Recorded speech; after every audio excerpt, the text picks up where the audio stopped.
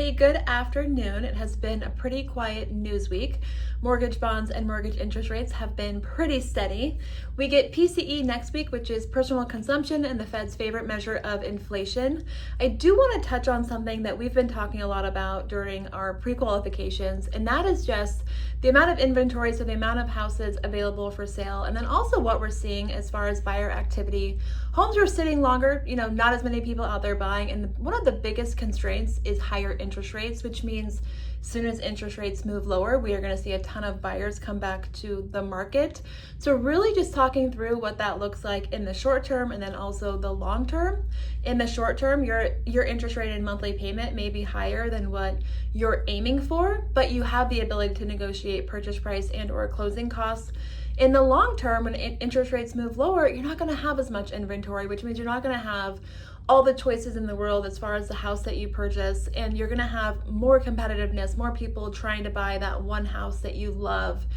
So really just talking through all of that. Another thing I want to touch on is home appreciation. We get that data monthly. Typically it's in the positive, meaning homes are appreciating. I think it's only time before we get a reading that shows homes have depreciated, meaning we've seen prices go down, which we already know that's happening. So it's only time before we start seeing it reflect in the data.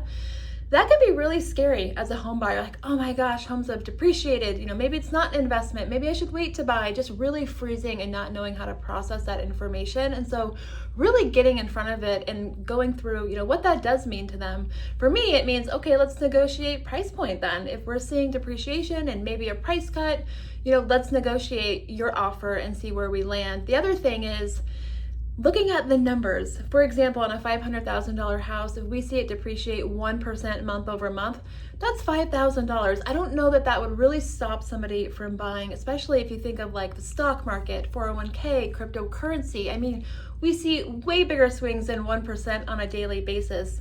And so really putting that into perspective that, we're not seeing homes depreciate $100,000 month over month. It's a small amount and really just looking at the numbers. Anyways, I hope you guys have a great weekend. I know in my house we're gearing up to go back to school, and I would imagine a lot of you are as well. So I hope all the kids get off to a great start and have a beautiful weekend. We'll talk soon.